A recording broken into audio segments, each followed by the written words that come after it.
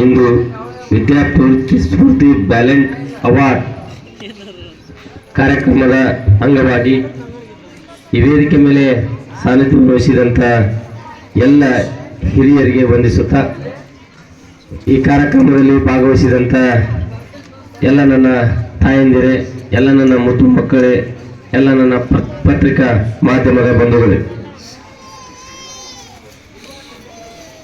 ಭಾರತ ಅಂತಂದ್ರೆ ಇಡೀ ಜಗತ್ತಿಗೆ ಶಾಂತಿಯನ್ನ ಸಂಸ್ಕಾರವನ್ನ ನೀಡಿದಂತ ದೇಶ ನಮ್ದು.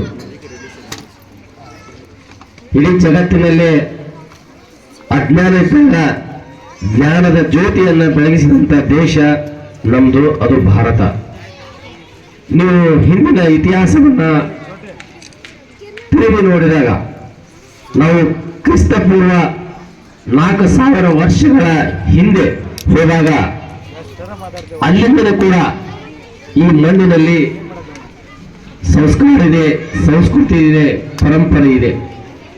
ಈ ಮಣ್ಣಿನಲ್ಲಿ ಗುರುಕುಲ ಶಿಕ್ಷಣವಿದೆ. ಇಡೀ ಜಗತ್ತಿನಲ್ಲಿ ಎಲ್ಲಿ ಶಿಕ್ಷಣ ಅನ್ನೋದೇ ಇದ್ದಿದ್ದಿಲ್ಲ. ಅವಾಗ ಈ ಮಣ್ಣಿನಲ್ಲಿ ಗುರುಕುಲ ಶಿಕ್ಷಣ ಇತ್ತು. ನಾವೆಲ್ಲ ಈಗ ನಮ್ಮ ಮೇಡಮ್ ಅವರು ಹೇಳಿದ್ರು, ರಾಮ ಲಕ್ಷ್ಮಣಿಗೆ ಗುರು ಯಾರು ಅಂತ ಹೇಳಿದ್ರು. ಹಾಗೆ ಲವಕುಶನಿಗೆ ಗುರು ಯಾರು ಅಂತ ಹೇಳಿದ್ರು. ಈ ನಾಡಿನಲ್ಲಿ ಇವತ್ತು ಈ ಶಿಕ್ಷಣ ಸಂಸ್ಥೆ, ಸರ್ಕಾರಿ ಶಿಕ್ಷಣ ಸಂಸ್ಥೆಗಳು ಬಂದಿರಬಹುದು. ಯಾವಾಗ 1935ರಿಂದ ಇಲ್ಲಿ ಸರ್ಕಾರಿ ಶಿಕ್ಷಣ ಸಂಸ್ಥೆಗಳು ಈ ದೇಶದಲ್ಲಿ ಬಂದಿರಬಹುದು. ಇದಕ್ಕಿಂತ ಹಿಂದೆ ಈ ನಮ್ಮ ಮಕ್ಕಳಿಗೆ ಶಿಕ್ಷಣವನ್ನ ಯಾರು ನೀಡ್ತಿದ್ರು ಅನ್ನೋದನ್ನ ನಾವು ಸ್ವಲ್ಪ ವಿಚಾರ ಮಾಡಿದ್ರೆ, ನಮ್ಮ ಮಕ್ಕಳಿಗೆ ಶಿಕ್ಷಣ ಯಾರು ನೀಡ್ತಿದ್ರಪ್ಪ ಅಂತಂದ್ರೆ ಮಠ ಮಾನ್ಯಗಳು ನೀಡ್ತಿದ್ವು. ಗುರುಗಳು, ಶರಣರು, ಮಹಾತ್ಮರು ನಮ್ಮ ಮಕ್ಕಳಿಗೆ ಶಿಕ್ಷಣವನ್ನ ಕೊಡ್ತಾ ಇದ್ರು. ನೋಡಿ, ಇವತ್ತು ಏನು ಮಕ್ಕಳು ಹುಟ್ಟಿದ ಮೇಲೆ ಸ್ವಲ್ಪ ದೊಡ್ಡವರಾದ್ಮೇಲೆ ಮೊದಲು ಮಗುವಿಗೆ ತಾಯಿ ಮೊದಲು ಗುರು ಆಗ್ತಾಳೆ. ತಾಯಿ ಗುರು ಆದ್ಮೇಲೆ ನಂತರ ಸ್ವಲ್ಪ ಮಗು ದೊಡ್ಡದಾದ್ಮೇಲೆ ಆ ಮಕ್ಕಳನ್ನು ಎಲ್ಲಿ ಬಿಡ್ತಿದ್ರಪ್ಪ ಅಂತಂದ್ರೆ ಮಠ ಮಾನ್ಯಗಳಲ್ಲಿ ಬಿಡ್ತಿದ್ರು. ಅರಣ್ಯದಲ್ಲಿ ಅನೇಕ ಋಷಿ ಮುನಿಗಳು ಇರ್ತಿದ್ರು. ಆ ಋಷಿ ಮುನಿಗಳ ಹತ್ರ ಮಕ್ಕಳನ್ನು ಬಿಡ್ತಿದ್ರು. ಆ ಬಿಟ್ಟಂತ ಸಂದರ್ಭದಲ್ಲಿ ಅಲ್ಲಿ ಮಕ್ಕಳು ಒಳ್ಳೆಯ ಸಂಸ್ಕಾರವನ್ನ ಕಲಿತಿದ್ರು, ಖಗೋಳದ ಬಗ್ಗೆ ಜ್ಞಾನವನ್ನ ಕಲಿತಿದ್ರು, ಆಮೇಲೆ ಗಣಿತದ ಜ್ಞಾನವನ್ನ ಕಲಿತಿದ್ರು. ಹೀಗೆ ಎಲ್ಲ ಜ್ಞಾನವನ್ನ ಸಂಪೂರ್ಣವಾಗಿ ಗುರುಗಳು ಕೊಟ್ಟ ನಂತರನೇ ಆ ಮಗು ಪರಿಪೂರ್ಣ ಆದ ನಂತರನೇ ಗುರುಗಳು ಏನ್ ಮಾಡ್ತಿದ್ರು, ಅವನ್ನ ಸಮಾಜಕ್ಕೆ ಬಿಡ್ತಿದ್ರು, ಮನೆಗೆ ಕಳಿಸ್ತಿದ್ರು. ಇದು ಅವತ್ತಿನ ಶಿಕ್ಷಣ ಪದ್ಧತಿ. ಇದೇ ಶಿಕ್ಷಣ ಪದ್ಧತಿಯನ್ನ ಜಗತ್ತಿನಲ್ಲಿ ಅನೇಕ ದೇಶಗಳು ಕೂಡ ಅಳವಡಿಸಿಕೊಂಡಿದ್ದಾವೆ. ಗುರುಕುಲ ಶಿಕ್ಷಣ ಪದ್ಧತಿ ಏನಿದೆಲ್ಲ ಇದು ಸರ್ವಶ್ರೇಷ್ಠ ಶಿಕ್ಷಣ ಪದ್ಧತಿ ಈ ದೇಶದಲ್ಲಿ. ಆದ್ರೆ ಬ್ರಿಟಿಷರು ಬಂದ ನಂತರ ನಾವು ಒಬ್ಬ ಲಾರ್ಡ್ ಮಕಾಲೆ ಅಂತ ಬರ್ತಾರೆ. ಅವಾಗ ಈ ಭಾರತೀಯರನ್ನ ಹೆಂಗ ಆಳ್ಬೇಕು, ನಾವು ಈ ಭಾರತೀಯರನ್ನ ನಮ್ಮ ಕೈಗೊಂಬೆಗೆ ಆಳ್ಬೇಕಪ್ಪ ಅಂತಂದ್ರೆ ಮೊದಲು ಇವರ ಶಿಕ್ಷಣ ಪದ್ಧತಿಯನ್ನ ಸರ್ವನಾಶ ಮಾಡಬೇಕು ಅಂತ ಅವರು ವಿಚಾರ ಮಾಡಿದ್ರು. ನಂತರ ಅವತ್ತು ಅವ್ರೇನ್ ಮಾಡಿದ್ರಪ್ಪ ಅಂದ್ರೆ ಹೊಸ ಶಿಕ್ಷಣ ಪದ್ಧತಿಯನ್ನ ಜಾರಿಗೆ ತರ್ತಾರೆ. ಅವರು ಲಾರ್ಡ್ ಮಕಾಲೆ ತನ್ನ ತಂದೆಗೆ ಲೆಟರ್ ಬರೀತಾರೆ. ಆ ಲೆಟರ್ ಇನ್ನೂ ಕೂಡ ಇದೆ. ಇವತ್ತು ಇತಿಹಾಸದಲ್ಲಿ ಓದಿದ್ರೆ ಆ ಲೆಟರ್ ಬರ್ತದೆ, ಅವ್ರು ಬರೆದದ್ದು ಅವತ್ತು. ನಾವು ಈ ಭಾರತೀಯರನ್ನ ನಮ್ಮ ಗುಲಾಮರನ್ನಾಗಿ ಆಳ್ಬೇಕಪ್ಪ ಅಂದ್ರೆ ಇವರು ಮೊದಲು ಶಿಕ್ಷಣ ಪದ್ಧತಿಯನ್ನು ಚೇಂಜ್ ಮಾಡಬೇಕು ಅಂತೇಳಿ ಅವರು ಮಾಡಿದ್ರು. ಅಲ್ಲಿಂದ ಇಲ್ಲಿವರೆಗೆ ಇಟ್ಕೊಂಡು ಅವತ್ತು ನೋಡಿ ಮಕಾಲೆ 1935 ಮಕಾಲೆ ಶಿಕ್ಷಣ ಪದ್ಧತಿ ಜಾರಿ ತರೋಕ್ಕಿಂತ ಮುಂಚೆ ಬರೀ ಬಂಗಾಳದಲ್ಲಿನ ಎಷ್ಟು 35,000 ಗುರುಕುಲ ಶಿಕ್ಷಣಗಳಿದ್ದು. ಯಾವಾಗಂದ್ರೆ ಮನೆಗಳಲ್ಲಿ ಕಲಿಸ್ತಿದ್ರು. ಸ್ಯಾಲ್ರಿ ಇವಾಗ ಹೆಂಗ್ ಸರ್ಕಾರಿ ನೌಕರಿ ಇರ್ತೈತಿ ಹಂಗ್ ಸ್ಯಾಲ್ರಿ ಇದ್ದಿದ್ದಿಲ್ಲ. ಅವರ ಪಾಲಕರು ಲಾಸ್ಟ್ ಶಿಕ್ಷಣ ಮುಗಿಸಿ ಹೋಗುವ ನಂತರ ಆ ಗುರುವಿಗೆ ಏನ್ ಕಾಣಿಕೆ ಕೊಡ್ತಾರ, ಅವ್ರು ಏನ್ ಬೇಕಾದ್ರೂ ಕೊಡ್ಬೋದು, ಕೊಟ್ಟಂತ ಕಾಣಿಕೆಯನ್ನ ಸ್ವೀಕಾರ ಮಾಡ್ತಾ ಇದ್ರು. ಅದಕ್ಕೆ ಒಂದು ಮಾತನ್ನ ಹೇಳಕ್ ಬಯಸ್ತಾ ಇದ್ದೇನೆ. ಇವತ್ತು ದ್ರೋಣಾಚಾರ್ಯರು ಕೌರವರಿಗೆ ಮತ್ತು ಪಾಂಡವರಿಗೆ ದ್ರೋಣಾಚಾರ್ಯರು ವಿದ್ಯೆಯನ್ನು ಕಲಿಸ್ತಾ ಇರ್ತಾರೆ. ಆ ವಿದ್ಯೆಯನ್ನು ಕಲಿಸುವ ಹೊತ್ನಾಗ ಯಾರಪ್ಪ ಏಕಲವ್ಯ ಬರ್ತಾರೆ, ಗುರುಗಳೇ ನನಗೂ ವಿದ್ಯೆ ಕಲಿಸಿ ಅಂತ. ನೋಡಪ್ಪ, ಅವನಿಗೆ ವಿದ್ಯೆ ಕಲ್ಸಂಗಿಲ್ಲ. ಯಾಕೆ ಕಲ್ಸಂಗಿಲ್ಲ ಅಂತಂದ್ರೆ ಆ ದ್ರೋಣಾಚಾರ್ಯ ಗೊತ್ತಿರುತ್ತೆ, ಈ ಏಕಲವ್ಯ ಮುಂದೆ ಅಧರ್ಮದ ಪರವಾಗಿ ನಿಲ್ತಾನೆ ಅಂತೇಳಿ ಗೊತ್ತಿತ್ತು. ಅದಕ್ಕಾಗಿನೇ ಅವರು ಕಲಿಸಲ್ಲ. ಆದ್ರೂ ಕೂಡ ಏಕಲವ್ಯ ದ್ರೋಣಾಚಾರ್ಯರ ಮೂರ್ತಿಯನ್ನ ಮಾಡಿ ಆ ಮೂರ್ತಿಯನ್ನು ಪೂಜಿಸಿ ಇವತ್ತು ಬಿಲ್ಲು ವಿದ್ಯೆಯನ್ನ ಕಲಿತಾನೆ. ಒಂದ್ಸಲ ಅರ್ಜುನ ಕಾಡಿ ಮೇಲೆ ಹೋಗುವಾಗ ಏನ್ ಮಾಡ್ತಾರಪ್ಪ ಅಂದ್ರೆ ಒಂದು ನಾಯಿ ಬೆಲ್ಲೂ ಆಗೋ ರೀತಿಯಲ್ಲಿ ಅದಕ್ಕೆ ಬಿಲ್ ಹೊಡಿತಾನೆ. ಅವಾಗ ಅರ್ಜುನ ಅಂತಾನೆ, ದ್ರೋಣಾಚಾರ್ಯರು ನನಗೆ ಮೋಸ ಮಾಡಿದ್ದಾರೆ, ನನಗಿಂತ ಇಲ್ಲಿ ಈ ಮಣ್ಣಿನಲ್ಲಿ ಒಬ್ಬರು ಯಾರೋ ನನಗಿಂತ ಅತಿ ಹೆಚ್ಚು ಬುದ್ಧಿವಂತ ಅಂದ್ರೆ ಬಿಲ್ಲು ವಿದ್ಯೆಯಲ್ಲಿ ಬುದ್ಧಿವಂತ ಉಳ್ಳಂತ ವ್ಯಕ್ತಿ ಇದ್ದಾನೆ ಅಂತಂದಾಗ ಅವಾಗ ಯಾರು ಇರ್ಬೋದು ಅಂತ ಹೇಳಿ ದ್ರೋಣಾಚಾರ್ಯರು ಅರ್ಜುನ ಜೊತೆಗೆ ಎಲ್ಲರೂ ಕೂಡ ಹೋಗ್ತಾರೆ. ಹೋಗಿ ನೋಡ್ತಾನೆ, ನೋಡಪ್ಪ ಅವಾಗ ಅವ್ರ ಮೂರ್ತಿಯನ್ನ ಇಟ್ಟು ಪೂಜೆ ಮಾಡಿ ಅವ್ರು ವಿದ್ಯೆಯನ್ನ ಕಲ್ತಿರ್ತಾರೆ. ಅವಾಗ ಅವ್ರಂತಾರೆ, ನೋಡು ನೀನು ವಿದ್ಯೆಯನ್ನ ಕಲ್ತಿದೀಯಾ, ಇವತ್ತು ನನ್ನ ಮೂರ್ತಿಯನ್ನು ಇಟ್ಟು ನೀವು ವಿದ್ಯೆಯನ್ನ ಕಲ್ತಿದೀಯಲ್ಲ, ನೀನ್ ನನಗೆ ಏನ್ ಕೊಡ್ಬೇಕಪ್ಪ ಅಂದ್ರೆ ಗುರುದಕ್ಷಿಣೆ ಕೊಡ್ಬೇಕಲ್ಲ ಅಂತಾರ. ಅವಾಗ ಏಕಲ್ಲ ನೀ ಗುರುಗಳೇ ನೀವು ಏನ್ ಬೇಕು ಕೇಳಿ ಅಂತಾರ. ಅವಾಗ ದ್ರೋಣಾಚಾರ್ಯ ವಿಚಾರ ಮಾಡ್ತಾರೆ, ಅವನ ಹೆಬ್ಬಾಳನ್ನ ಕೇಳ್ತಾನೆ. ಅವಾಗ ಅವನ ಹೆಬ್ಬಾಳನ್ನ ಕಟ್ ಮಾಡಿ ದ್ರೋಣಾಚಾರ್ಯ ಒಪ್ಪಿಸ್ತಾರೆ. ಆದ್ರೆ ಮುಂದೆ ಅದೇ ಏಕಲವ್ಯ ಕೊಡ್ತಾರೆ, ತನ್ನ ಮೂರನೇ ಬಟ್ಟೆನಿಂದಲೂ ಕೂಡ ಯುದ್ಧವನ್ನ ಮಾಡ್ತಾರೆ. ಅಂದ್ರೆ ಗುರು ಅನ್ನೋದು ಎಷ್ಟು ಮುಖ್ಯ ಅನ್ನೋದನ್ನ ಹೇಳಕ್ ಬಯಸ್ತಾ ಇದ್ದೇನೆ. ಅದಕ್ಕೆ ಇವತ್ತು ಈ ಶಾಲೆ ಅನ್ನೋದು ಏನಿದೆಯಲ್ಲ, ನಿಮ್ಮ ಮಕ್ಕಳು ಇವತ್ತು ವಿದ್ಯಾಸ್ಫೂರ್ತಿ ಶಾಲೆಯಲ್ಲಿ ಓದ್ತಾ ಇದ್ದಾರಪ್ಪ ಅಂತಂದ್ರ ಇದು ಈ ಶಾಲೆಯಲ್ಲಿ ಒಳ್ಳೆ ಗುಣಮಟ್ಟದ ಶಿಕ್ಷಣ ಇದೆ. ನಿಮ್ಮ ಮಕ್ಕಳೇ ಬಿಟ್ಟು ನೀವು ಒಳ್ಳೆ ಕೆಲಸ ಮಾಡಿದ್ರಿ. ನಾನು ಅನೇಕ ಶಾಲೆಗಳಿಗೆ ನಾನು ಹೋಗಿದ್ದೇನೆ, ನೋಡಿದ್ದೇನೆ.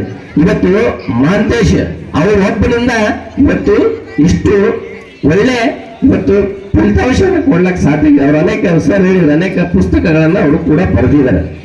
ನಾನು ಯಾಕೆ ಕೆಲವು ದಿನಗಳ ಹಿಂದೆ ಈ ಮುದ್ದೇಬಾಳದಲ್ಲಿ ಕೆಲವು ಜನ ರಾಜಕಾರಣಿಗಳು ಮತ್ತು ಕೆಲವು ಜನ ಶಿಕ್ಷಣ ಸಂಸ್ಥೆ ಕೆಲವು ವ್ಯಕ್ತಿಗಳು ಈ ಶಾಲೆಯ ಏನಪ್ಪ ಬೆಳವಣಿಗೆಯನ್ನ ಸಹಿಸದೆ ಏನ್ ಮಾಡಿದ್ರಪ್ಪ ಅಂತಂದ್ರೆ ಬಿಯೋಗ ಕಂಪ್ಲೇಂಟ್ ಕೊಡ್ತಾರೆ.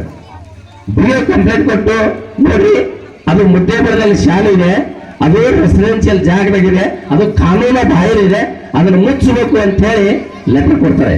ಇದು ಸುಮಾರು 5 ವರ್ಷದಿಂದಲೂ ಕೂಡ ಈ ಹೋರಾಟ ನಡೆದಿದೆ. ಅದಕ್ಕೆ ಕೊಟ್ಟ ನಂತರ ಏನಾಯ್ತಪ್ಪ ಅಂತಂದ್ರೆ ಅವರು ಹೋರಾಟ ಕೂಡ ಮಾಡಿದ್ರು. ನಾನು ಕೆಲವು ದಲಿತ ಮುಖಂಡರಿಗೆ ನಿಮ್ ಬಗ್ಗೆ ನನಗೆ ಹೆಮ್ಮೆ ಇದೆ. ಆದ್ರೆ ಆ ದಲಿತ ಮುಖಂಡರನ್ನ ದುರುಪಯೋಗಪಡಿಸಿಕೊಂಡು ಕೆಲವು ರಾಜಕಾರಣಿಗಳು ಮತ್ತು ಕೆಲವು ಜನ ಶಿಕ್ಷಣ ಸಂಸ್ಥೆ ವ್ಯಕ್ತಿಗಳು ಕೂಡಿಕೊಂಡು ಅವರಿಗೆ ಒಂದಿಷ್ಟು ದುಡ್ಡು ಕೊಟ್ಟು ಅಲ್ಲಿ ಹೋರಾಟ ಮಾಡಕ್ಕನ್ನು ಹಚ್ಚಿದ್ರು. ಅವಾಗ ಪಾಪ ಮೇಡಮ್ ಅವರು ಮತ್ತು ಮಾಂತೇಶ ನನ್ನ ಮನೆಗೆ ಬಂದಿದ್ರು. ನನ್ನ ಮನೆಗೆ ಬಂದಾಗ ಕಣ್ಣ ನೀರು ಹಾಕಕತ್ತಿದ್ರು. ಯಾಕ್ರೆ ಏನಾಗಿತ್ತು ಹೇಳಿದ್ರೆ ಅಂತ. ಇಲ್ಲ ರೀ, ನಮ್ಮ ಶಾಲೆಯನ್ನ ಮುಚ್ಚಿಸ್ಲಕ್ಕೆ ಬಿಯೋ ಏನಪ್ಪ ಅಂದ್ರೆ DDPIಗೆ ವರದಿ ಕಳಿಸಿದ್ದಾರೆ ಅಂತವ್ರು. ಅದಕ್ಕೆ ನಾನು ವಿಚಾರ ಮಾಡಿದೆ, ನೋಡ್ರಿ ಮೇಡಮ್ ರೇ, ನಿಮ್ ಶಾಲೆ ಅದಕ್ಕೆ ನಿಮ್ದು ಏನಿದೆ ಕೊಡ್ರಿ ಅಂದೆ. ಅವ್ರ ರಿಸಲ್ಟ್ ನೋಡಿದೆ, ನಾವು ಒಳ್ಳೆ ರಿಸಲ್ಟ್ ಇದೆ. ಅದಕ್ಕೆ ನಾವು ಒಂದು ಮಾತು ಹೇಳಿದೆ, ನಿಮ್ಮ ಶಾಲೆಯನ್ನ ಯಾರೂ ಮುಚ್ಚಕ್ಕಾಗಲ್ಲ, ಅವ 3 ಜನ್ಮ ಹುಟ್ಟು ಬಂದ್ರು ಕೂಡ ಅದು ಸಾಧ್ಯ ಇಲ್ಲ, ಶಾಂತಗೌಡ ನಿಮ್ ಜೊತೆಗೆ ಇರ್ತಾನೆ ಅಂತ ಹೇಳಿದೆ. ನಾನೇ ಸ್ವತಃ PO ಆಫೀಸಿಗೆ ಹೋದೆ. ನಾ PO ಬೈದೆ, ನಿನ್ ಏನು ತಲೆಯಲ್ಲಿ ಬೂದಿಗಿದೆ ಅಂತ. ಯಾಕೆ ಅಂತಂದ್ರೆ ಈ ದೇಶದಲ್ಲಿ ಶಿಕ್ಷಣ ಸಂಸ್ಥೆಗಳು ರೆಸಿಡೆನ್ಷಿಯಲ್ ಜಾಗದಲ್ಲಿ ಇರಬಾರ್ದಂತೆ. ಆದ್ರೆ ಅದೇ ರೆಸಿಡೆನ್ಷಿಯಲ್ ಜಾಗದಲ್ಲಿ ಅನೇಕ ಬಾರ್ಗಳನ್ನ ಇವತ್ತು ಕೊಟ್ಟಿದ್ದಾರೆ ಸರ್ಕಾರ. ನಾಚಿಕೆ ಬರ್ಬೇಕು. ಯಾಕಂದ್ರೆ ಅದಕ್ಕೆ ನಾನು ಹೇಳಿದೆ, ಇದನ್ನೇನು ಶಾಲೆ ತೆಗೆದು ಅಲ್ಲೇನು ಬಾರ್ ಅಂಗಡಿ ಪರ್ಮಿಷನ್ ಕೊಡ್ಬೇಕಂತ ಮಾಡ್ರೇನಪ್ಪ ಅಂತ ಹೇಳಿದೆ ನಾನು. ನಮಗೆ ಶಿಕ್ಷಣ ಸಂಸ್ಥೆಗಳು ಬೆಳಿಬೇಕು, ಶಿಕ್ಷಣ ಸಂಸ್ಥೆಗಳು ಉಳಿಬೇಕು. ಶಿಕ್ಷಣ ಸಂಸ್ಥೆಗಳಿಂದ ಮಾತ್ರ ದೇಶದ ಪ್ರಗತಿ ಸಾಧ್ಯ. ಅದಕ್ಕೆ ನಾನು ಹೇಳಿದೆ, ಇದು ಯಾರು ಏನು ಮಾಡೋಕ್ಕಾಗಲ್ಲ, ನೀವು ತಲೆ ಕೆಡಿಸ್ಕೋಬಾರ್ದು ಅಂತಂದೆ. ಈಗಾಗಲೇ ರೆಸಿಡೆನ್ಷಿಯಲ್ ಜಾಗದಲ್ಲಿ ಶಾಲೆಯನ್ನ ಮಾಡಬಾರ್ದು ಅಂತ ಹೇಳಿ ಎಲ್ಲಿ ಕಾನೂನಿಲ್ಲ. ಅದನ್ನೇ ಇವರು ಬಂಡವಾಳ ಮಾಡಿಕೊಂಡು ಕೆಲವು ಜನ ಮುನ್ಸಿಪಾಲಿಟಿ ಒಬ್ಬ ಅಧ್ಯಕ್ಷ ಲೆಟರ್ ಬರೀತಾರೆ. ಯಾಕಂತಂದ್ರೆ ಇವ್ರು ದುಡ್ಡು ಕೇಳ್ತಾರೆ, ದುಡ್ಡು ಕೊಡಲ್ಲ. ಕೊಡದೆ ಇದ್ದದಕ್ಕೆ ಅದು ಕಾನೂನು ಬಾಹಿರ ಇದೆ ಅಂತ ಹೇಳಿ ಲೆಟರ್ ಬರೆದಿದ್ದ. ಅದನ್ನೆಲ್ಲ ನಾನು ನೋಡಿದೆ. ಈಗಾಗಲೇ ಸರ್ಕಾರ ಸ್ಪಷ್ಟವಾಗಿ ಹೇಳಿದೆ, ಏನಪ್ಪಾ ಅಂತಂದ್ರೆ CTC ಉತ್ತರೆಯಲ್ಲಿ ಕೂಡ ಶಿಕ್ಷಣ ಸಂಸ್ಥೆಗೆ ಅವಕಾಶ ಮಾಡಿಕೊಡ್ಬೇಕು ಅಂತ ಹೇಳಿದೆ. ಮತ್ತೊಮ್ಮೆ ಅನೇಕ ಶಿಕ್ಷಣ ಸಂಸ್ಥೆಗಳು ರಿನ್ಯೂವೇ ಆಗಿಲ್ಲ. ಯಾಕಂದ್ರೆ ಸರ್ಕಾರ ಕೆಲವು ಕಾನೂನುಗಳನ್ನ ಮಾಡ್ಕೊಂಡು ಕುಂತಿರ್ತಾರೆ, ಅವ್ರಿಗೆ ಗೊತ್ತಿರಲ್ಲ. ಯಾಕಂತಂದ್ರೆ ಅವರು ವಿಚಾರ ಮಾಡಲ್ಲ. ಯಾಕಂದ್ರೆ ಯಾವ ರಾಜಕಾರಣಿಗಳ ಮಕ್ಕಳು ಕೂಡ ಸಣ್ಣ ಪುಟ್ಟ ಪ್ರೈವೇಟ್ ಸ್ಕೂಲಲ್ಲಿ ಓದಂಗಿಲ್ಲ. ಯಾಕೆ ಓದಲ್ಲ ಹೇಳ್ರಿ? ಅವ್ರ ಮಕ್ಕಳೆಲ್ಲ ಎಲ್ಲಿ ಓದ್ತಾರಪ್ಪ? ದೊಡ್ಡ ಸ್ಕೂಲ್. ಈಗ ನನ್ನ ಮಗ ಅದಾನ, ಇಲ್ಲಿ ಅದಾನ ಇಲ್ಲ, ಅವ ಬೆಳಗಾವಿಗೆ ಹೋಗ್ಬಿಟ್ಟಾನ. ಅಲ್ಲಿ ಒಂದು ವರ್ಷಕ್ಕೆ 7 ಲಕ್ಷ ರೂಪಾಯಿ ಫೀ ಇದೆ.